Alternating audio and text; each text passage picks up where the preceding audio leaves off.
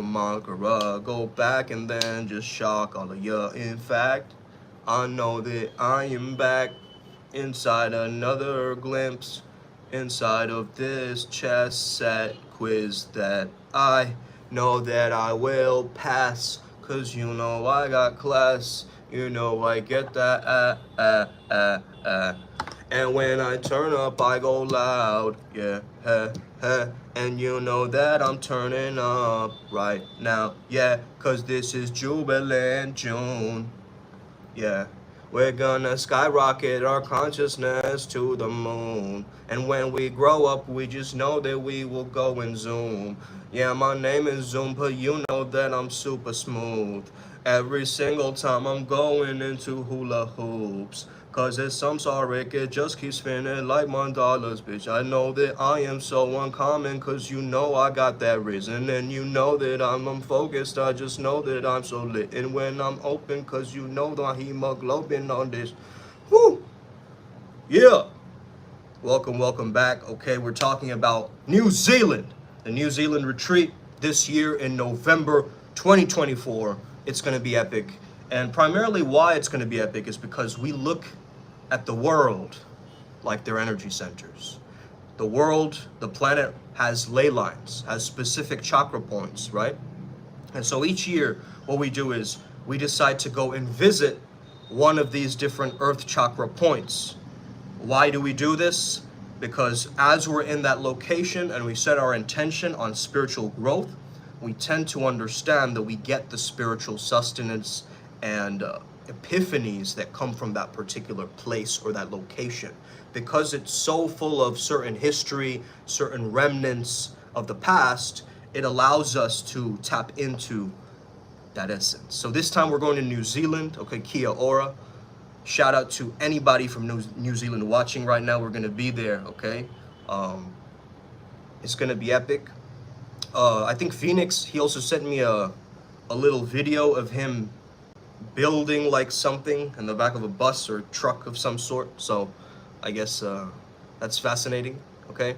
We're gonna go on a road trip, hopefully, and we're gonna visit spiritual centers across New Zealand, different places, hopefully also meet with the Maori tradition, the tribes, to be able to truly connect and learn something about mana that's beyond the superficial, from the actual sources, right, of this understanding. And I love that ruthless ferocity that New Zealand has in its haka dance. Do you guys know what I mean? That ability for us to understand that as Hindus, you know, when Ma Kali is accidentally stepping on Shiva, she puts her tongue out in embarrassment. But a lot of people think that Kali's tongue is a symbol that she's trying to threaten people or she's trying to show that she's terrifying. No, it's actually from an embarrassment.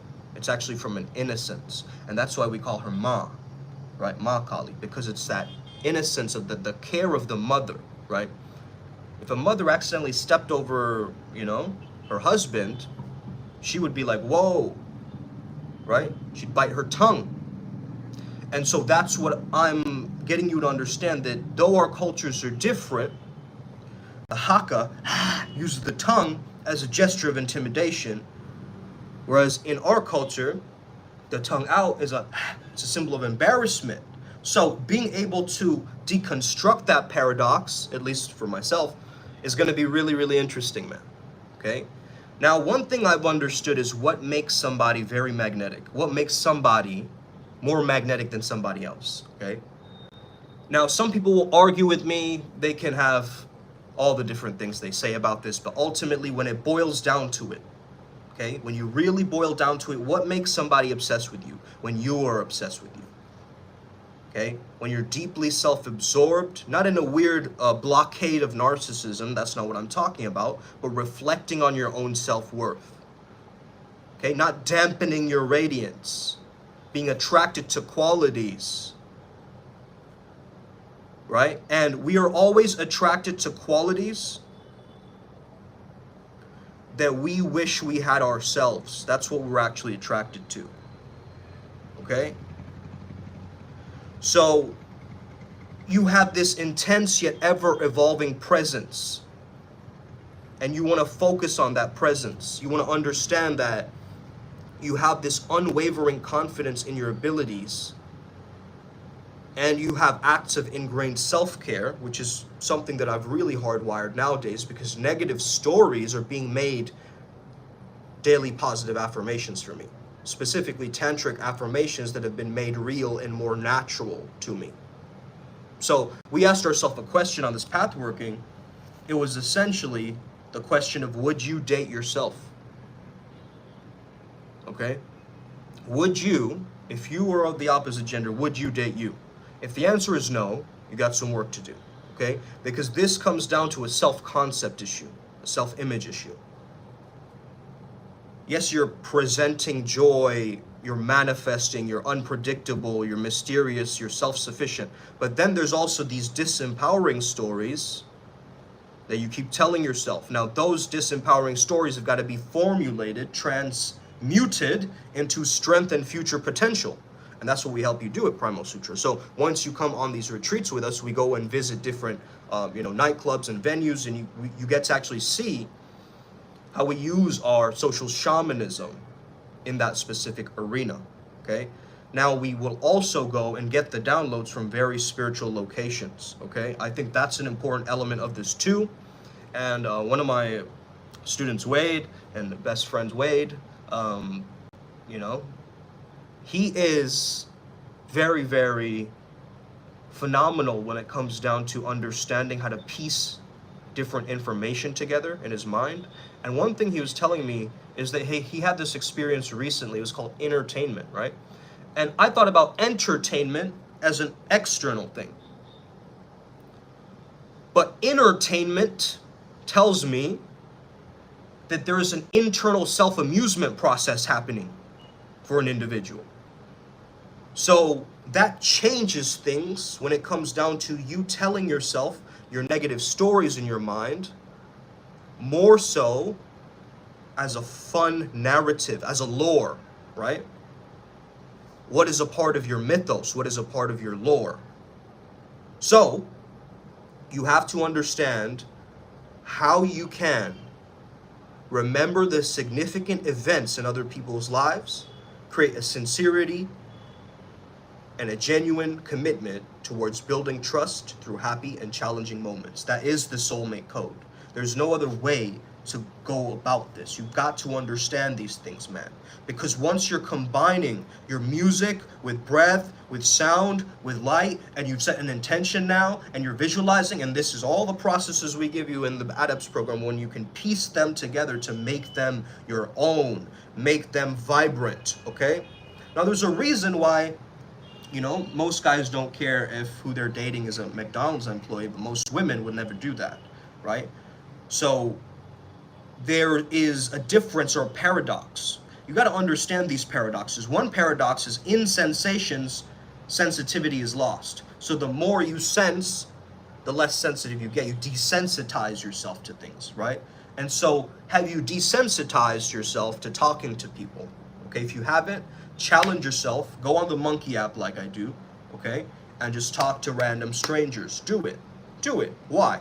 Because it's going to be essential in crushing down that little character that you have that's telling you it has to be like XYZ in order for me to succeed. No, it does not, okay?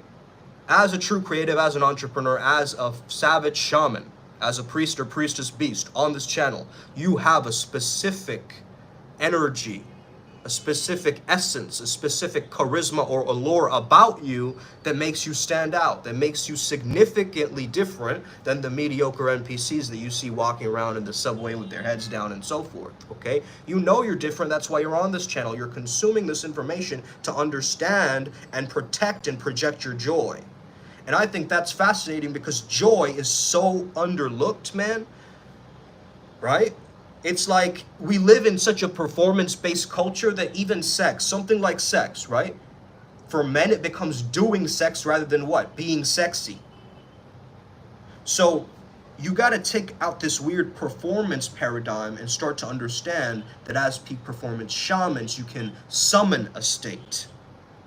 You can access these different codes. And again, Once you really understand, as Primal Sutra, we were trying to decipher the flow state using these mystical deities and entities and so forth, these light beings that we were speaking to, communicating with, right? And at first, these were experiments, right? That's how you have to be at times. You have to have this kind of selectiveness, create a style about you, maybe like understand how you draw in an audience with your particular style of humor, as well as understand that you have a specific costume, and that costume gives you a cohesive look that your audience can relate to and connect with, okay? So this is where all of the stuff that you've been doing comes into one unity, one harmony. And I'm talking not about frame control, like most dating coaches. I'm not talking about state control. I'm talking about frame maintenance. And I'm talking about state acceptance. I'm not looking at the predictive control of what is going to happen in the future. That generates more anxiety. Okay? I am focusing on the process control. What can I do spontaneously in the now that is going to allow the universe to echo back my experience like a mirror? So if I project out good vibes, happiness, I'm going to receive that. You see, boom. It's like a back and forth, right? It's a Kung Fu Panda move that you're always living with this energy. So really start to understand this yourself throughout your day. Okay? Fall deeply in love with yourself. And yourself right now is unknown, therefore it's unfamiliar to you. Therefore, of course, you're expanding out of your comfort zone. Why do you think when you have a psychedelic bad experience instead of a good one, right? The differentiation is this. One is you're fearing it, the other one you're loving it, right? One is that, oh my gosh, there's something happening. I need to latch on to my ego. I need to latch on to something that protects me about my identity so this experience does not scare me, correct? So once you try to do that, you know you're transforming, right, through any kind of psychedelic experience. So this could be even you, watching a really good movie that makes your mental world shift, or it shifts the dimensions of your mind and what you thought was possible in a movie. That could even be a psychedelic experience, right, without taking any kind of entheogens or anything, right? But start to understand all of these flow state experiences that you're giving yourself, including, let's say you go to a roller coaster, right? In a roller coaster, you know you're going to get freaked out. You're going to be upside down. You're going to be moving fast at some points, right? But you embrace the thrill of it in the moment as it's coming up, right? And there's something powerful about that anticipation of it going down. Some people like that, right? But I think it's very similar to the reason why people are so attached to that thrill-seeking experience, right? Why do they skydive or do all of these dangerous activities that a lot of you people see, right? Adventure sports athletes and so forth. They're trying to access that thrill, okay? But I would say, hey, maybe you need to access that thrill also through your own physical body, through your sex life, right? You don't just need to access that thrill as something external to you, like I need to go rock climbing to get that orgasm, right? Every time. That doesn't make sense, okay, in a proper understanding of this. What you want to really get is that there is such a powerful understanding to being completely heartless and having your heart open. Okay? Now, Dan Groner says, I do dangerous things because I'm dead inside. Okay? And that makes sense because the lower down on the consciousness that you go, right, the closer you're going to the opposite of Kundalini, which is death. You guys see this? So apathy, shame, this doesn't allow for much movement, much energy engagement, right? It feels like you just want to numb it. Because why? Because if you allow yourself to feel too much, you might go out of control. And so the danger that you're putting yourself in is a death wish, like you're going in your motorcycle really, really fast or something, right? Why are you doing that? You're harming yourself, you're harming others. You know what I mean? I'm just doing it for the thrill of it, man. That's dangerous. Okay? You're putting yourself into harm's way. And that's the thing. There used to be this ad out here in the streets of India. They said, helmets, no helmets equals hell, H-E-L-L, met, M-E-T, right? No helmets equals helmet. I thought that was such a pun, right? And actually I experienced this as I was going up the mountains as well. They had these mountain ranger type of signs, right? As you go up the mountain, just be like, slow down, bro, or whatever, right? Like little strange memes across the, I guess it keeps the mountain people entertained, you know? Imagine you're just walking in a mountain, right? You're just like stressed. You're just like, man, I just need to get up this mountain. And you see something funny, right? You see something hilarious that you're like, what? That's ridiculous. That lightens you to continue what? On your journey. So what does humor become, guys? Humor becomes actually like an spiritual immune system defense, right? Immune system booster it becomes, okay? Harold says, a lot of humanity's achievements were made from people taking risks. And absolutely, because why? Also, Harold, right? Because risk is a flow state trigger. When you're experiencing a heightened sense of risk, you're more focused. You see what I'm saying? So hence, the productivity and the focus of that risk creates that outcome. You know, once I started a business, right? This was my old business paradigm earlier. And I was working with lots of mentors, and there was a couple of millionaires and, you know, a lot of high status people in that group. And I was just talking to one of the guys. I believe his name was something Walter, right? I forget the name now. And I was speaking to him and I was like, man, you know what?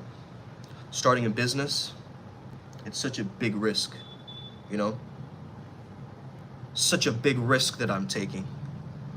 And he looked at me, right? He was just like in his own world, own paradigm, and he's like, okay, and why is it a risk? I'm like, well, you know, I've just never done it before. You know, it's unfamiliar to me, so I have to learn all these skills and, you know, go into this new area, and I don't know what I'm doing. And, you know, I went rambling on it. He's like, wait a second, man. He said, why are you calling it a risk and not an investment? Right? And I stopped there for a second. I was like, I've never had a high status person call out my BS in front of me and reframe something to the positive for me like that. You get that? So a lot of top performers, Harold, what they're doing is they're accessing that. It's an investment. It's not a risk on my part. Because either way, I'm going to get the lesson from it. Let's go. The lessons and the blessings, not the temptations or the distractions. That's it. That's the code, okay, that Mathis gave us. My name is Miter Bensdirty. That's funny, bro. I get it.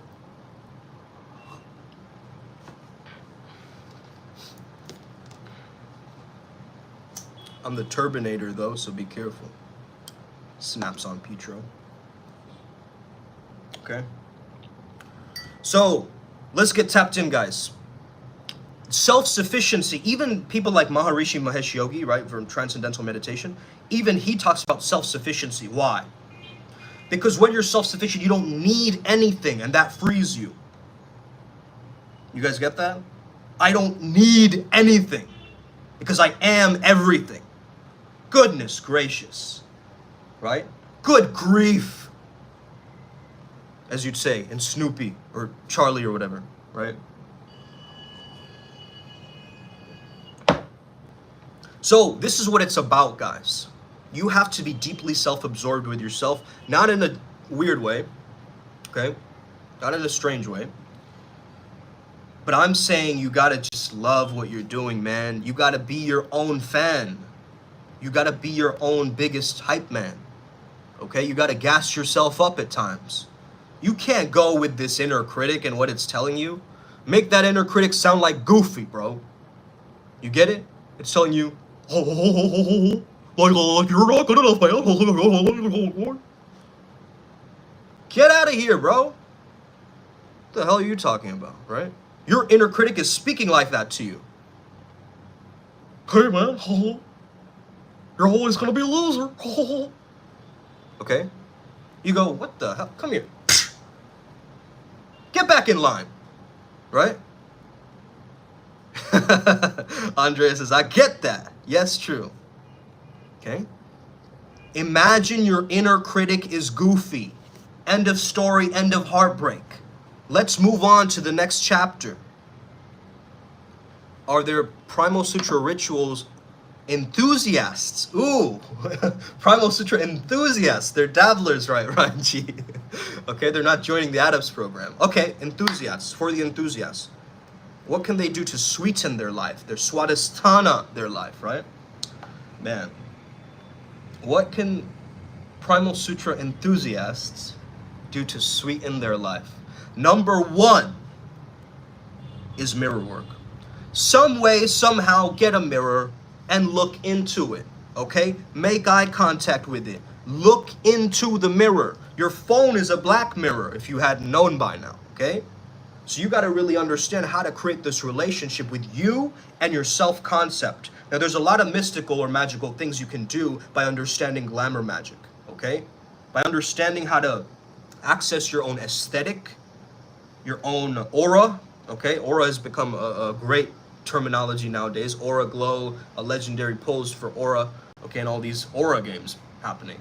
I think this just goes to show you how much we understand that this flow state, this charisma, this aura thing is so important, right? That even the youth are picking it up as a meme, so that just goes to show you, okay? Number one, mirror work. Number two,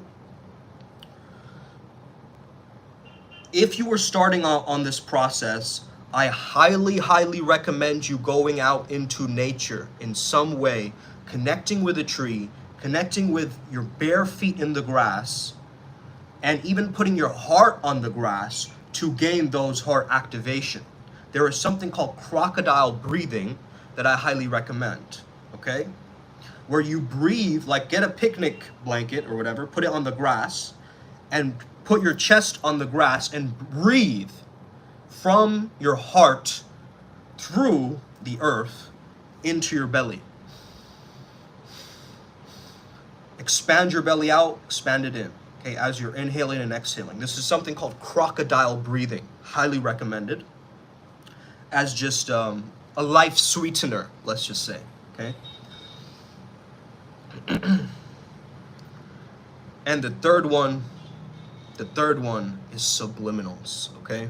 Now I'm gonna give them these three, Ryan G. But these three, if they know how to use it, the grounding, the mirror work, and the subliminals, they will be able to tap into a completely different life as they double down on it, right?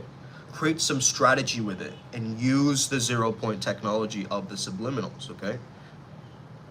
So how about rituals for those Primal Sutra enthusiasts who want to make it to New Zealand? Can they have a ritual for that? Yes. So if you want to, again, it is your own experience because it is going to possibly be a student immersion. So we want people to come on to here that are very, very tapped in towards the spiritual process and they've doubled down on their spiritual journey, right? We don't want dabblers on here. We want people who are really serious about transforming themselves and their spiritual bodies, their spiritual network, okay? So,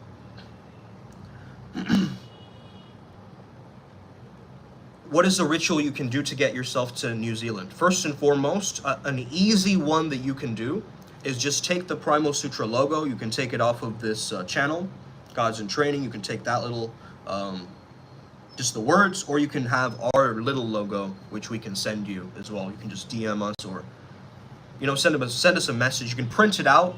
You can burn a, let me just check, purple candle. And the reason I say purple is because you want it to be activating into your crown first.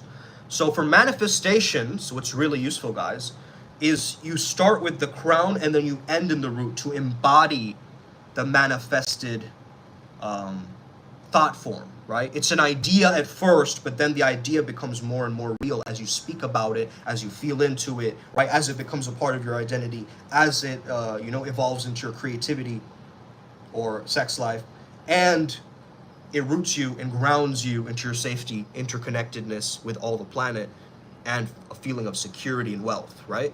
So when you go through this process, through all your chakras, it starts with the crown first, okay? It's a great question, Mesmerize. I'll get to that.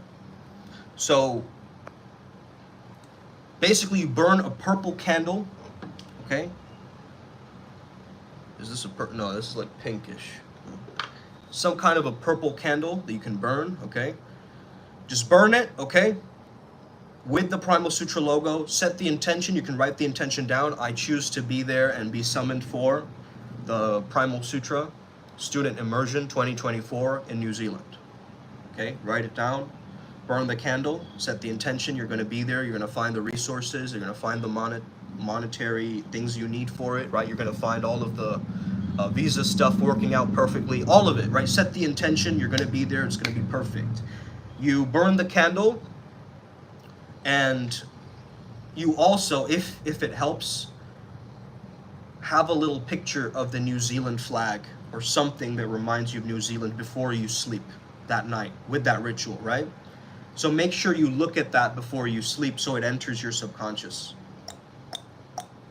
And then maybe, if you can go extreme with it, if you're like good at Photoshop or whatever, Photoshop yourself at New Zealand or whatever, at one of the beaches or whatever. And then write 2024, November. So there's many ideas that you can do, right? But it's gonna all make sense as it goes along, okay? So try this first as a enthusiast, okay? But again, I would rather have you not be I'm glad you're enthusiastic about it. Get on the program, start asking the good questions. Start asking the questions that engage your critical mind, not just your critical mind, but your right-brained, imaginative, not just a convergent focus, but a divergent, scattered focus of all of these ideas, right? Now, does living in the end work, okay? Living in the end is this idea of living with the end in mind, right? Having the understanding of you live as if it's already happened. Now, I've experienced this to work. The issue becomes other people's projections and thought forms and ideas on that. Let's say I behaved today entirely like I had a very, very close relationship with a girlfriend of mine, right? Let's say that I lived my entire day like that, but everybody else challenged me, right, with that reality. Yeah, right, you don't have a girlfriend, whatever, man. What are you talking about, right? They all challenged it. The hetero suggestions came in to mess with the auto suggestions that you're telling yourself. So the looking glass self actually has a lot to do with this, man. So living in the end works as long as you can hold on to and create that frame maintenance, like I said. Make it natural for you to have those things and make your storyline so that it's natural for your character to get those things and be that way, right? So that's the way that living in the end works. It's almost like this idea of remember it until it becomes real and act it till you fact it, right? So let's say that I'm living my entire day understanding that I've made like 11 sales, right, by the end of today, right? Let's say that I'm living like that. I'm living with the end in mind. I'm going to be a lot more light as I'm communicating. I'm not going to be so attached to getting those sales, and that's going to make me actually look more high value, right? So it actually ends up helping my character as a byproduct of me just doing that, So yeah, I would definitely say live as if it's already happened. Definitely try that, but also be careful of who else's ideas you're coming in to delude your delusions. Does that make sense, man?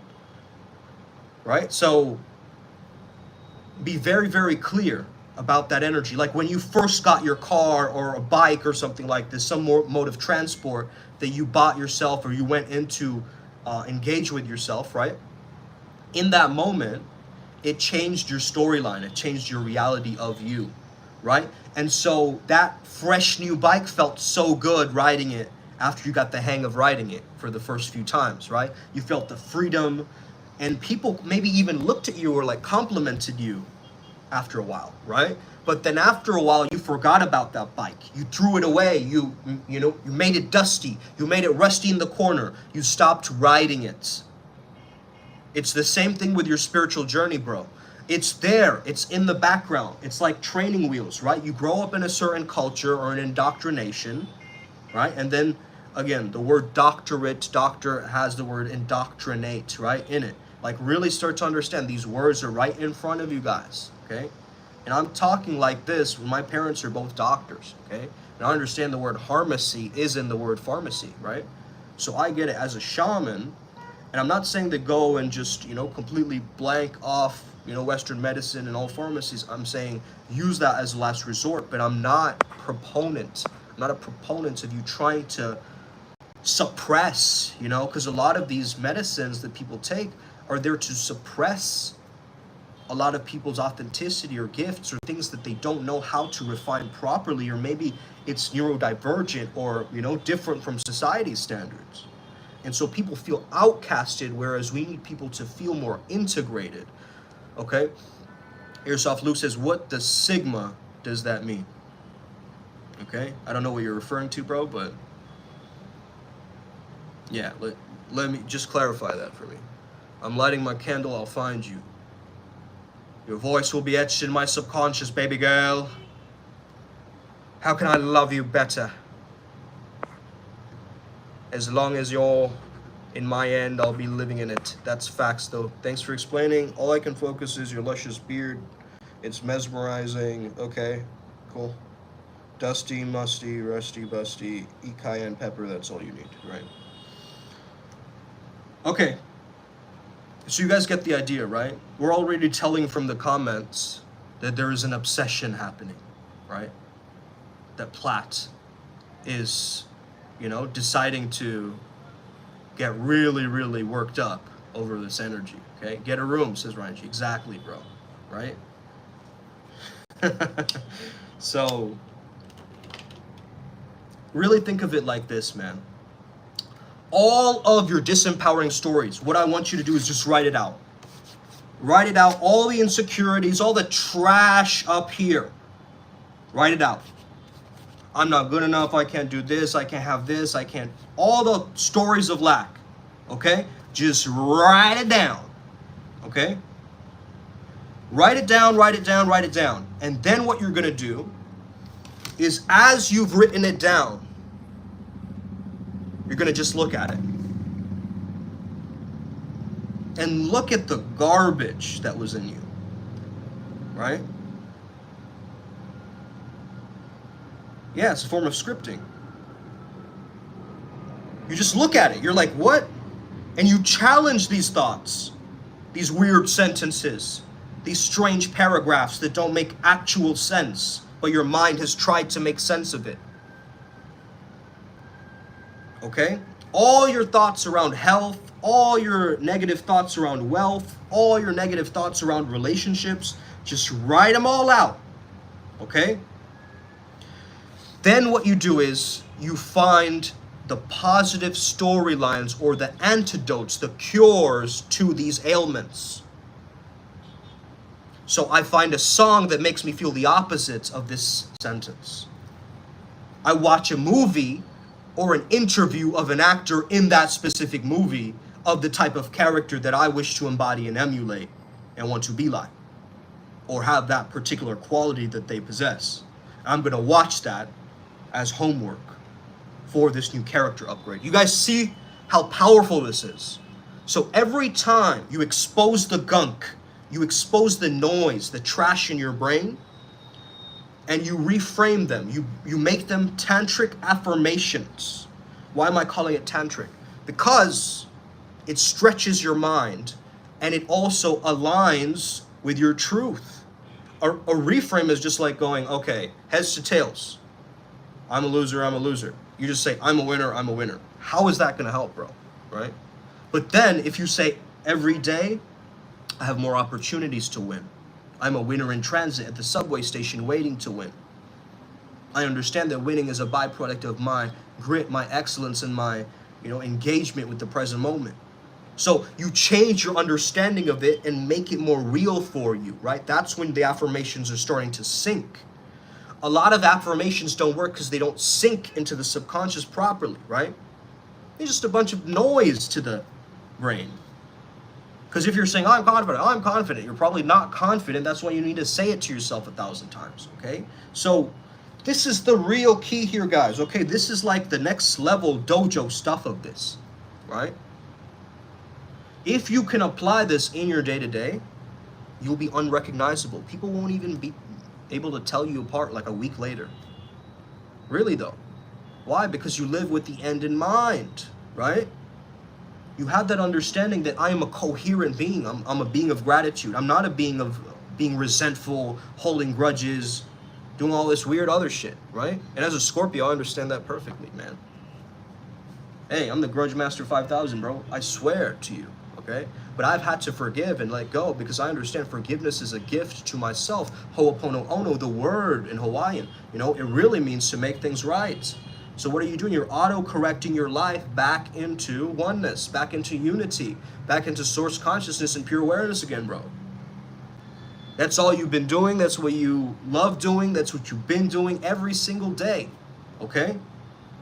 We're getting better and better and better. I would love to see you in New Zealand, bro, okay? Just go over there, okay? Invite like 50 girls, okay? This is what's gonna happen. You, 5 other friends, invite 50 girls, come to New Zealand. We're gonna party, okay? Like it's your birthday, okay? And we're gonna be able to really show you the Tantric, the mechanics of all of this, okay? Because the spirituality you will notice overlaps with the lifestyle, okay? Overlaps with the jokes we make, overlaps with how we spend our time, overlaps with how we eat and what we order at the restaurant, overlaps with, this process, right? That we're understanding.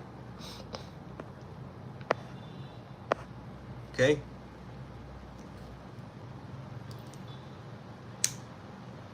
Thank you, come again, right? That's how it's done. Easy peasy lemon squeezy, bro. But the lemon is not even squeezy for you. You get what I'm saying? Your lemon is like, oh, fuck, this, ugh. You don't have the strength to squeeze the juice of life. Okay, pause. But you get what I mean, right? Okay. Mesmerized says, can you explain subliminals? I don't get the part about the subconscious. Yep. Okay. Yes, I can. So, subliminals, subliminal, liminal states of mind, okay, unconscious, subconscious mind, okay? So it's below the threshold of your consciousness. That's what you're doing when you're listening to something called a subliminal. You can go to Subliminal Club. We highly recommend and endorse all of their products, okay? Or you can go on YouTube and type in subliminals based on something you want to change about yourself. Okay? Now there's weird ones out there, guys. I'm not even going to deny it, right? Become a vampire overnight, like, grow the size of a Jack and the Beanstalk, get a pee-pee the size of Goliath. Someone's calling, hold on. Hey, what's up, Holmes? Hey, man. Good to connect, brother. I'm not Mexican, bro. Okay? So, these subliminals that you're going to be listening to, okay, they're going to be the best absorbed in your brain right when you wake up or right when you're sleeping. So when you're in that sleepy state, you're kind of tired, you haven't slept a lot, right? You're in that sleepy zone, you listen to these subliminals, okay? And you embody it through your waking life, okay? Indian playing a Mexican, I love it. Hey, somebody's got to do it, vato.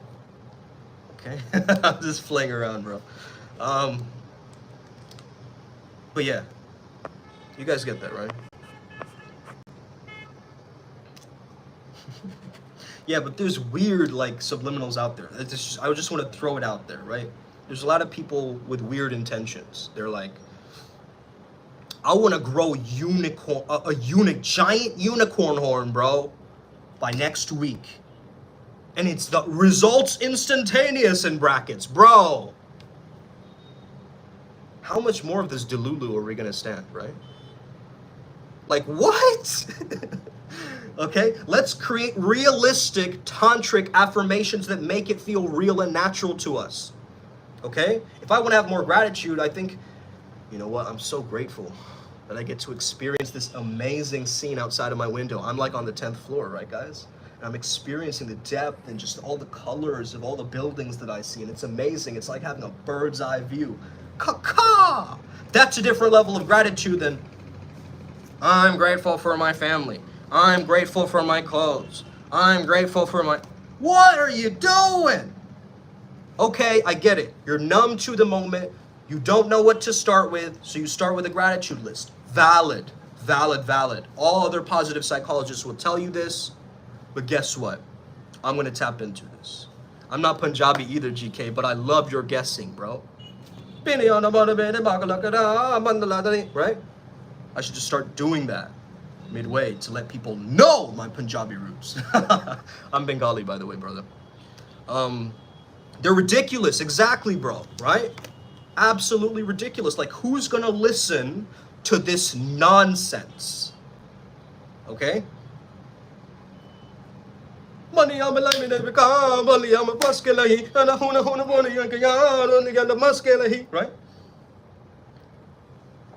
Or one of our favorites, right? Hey, Ryan G says I'm secretly Mexican. Okay. Damn it, they caught me, man. Fuck. I didn't want to reveal my identity too soon, man. Grateful with passion, exactly. Passion, not obsession. Remember in the Disney movie Soul, Andrea? I hope you've watched that movie or shown your kids or critters. The Disney movie Soul is incredible, right? Mystic Moonbeam, that's probably me in another life, bro. Straight up. But the idea of a lost soul and someone having a soul, that spark, that gnosis, that, hey, if you're a little bit evil, that vril, right? Or that orgone, as Willem Reich calls it, which actually comes from the word organism and orgasm. Okay? Oh, that's funny, bro. Platt says, I got an uncle that kind of looks like you and he's Mexican. Go Bengals, y'all gonna win this year. I love that, man. I love that American humor because that's what I grew up in Vermont in 4 years. Bro, I went to a college in Vermont, bro, of all places. Imagine the hipsters that I was surrounded by. Now, the good thing was the male to female ratio. That, I will say, was incredible. Okay? And it highlighted my college experience. Okay? Why Vermont? Very good financial aid, bro. And I just wanted to dive in and explore everything, bro. So I needed that liberal, brainwashing a little bit to be able to do that. They had this thing that they made us do called the plan process, right? Where we came up with our own education structure. Now that's wild for anybody to go to university and be like, I'm gonna do underwater basket weaving or whatever, right? Or I'm gonna go to the committee and make sure that lemonade is made highly gluten-free, ethically, okay, and organic, or something like that, right? There were students coming up with weird ideas and theories and acumen and stuff, and that's the place that I went to resolve my ideas that were still swirling around in there. I was like, is this fake it till you make it thing real? So I did all the studies and the scientific research to write my thesis on fake it till you make it, bro, right? Because I was annoyed at this thing. I was like, is this thing real? People are talking about it, but let me find the evidence to back this up.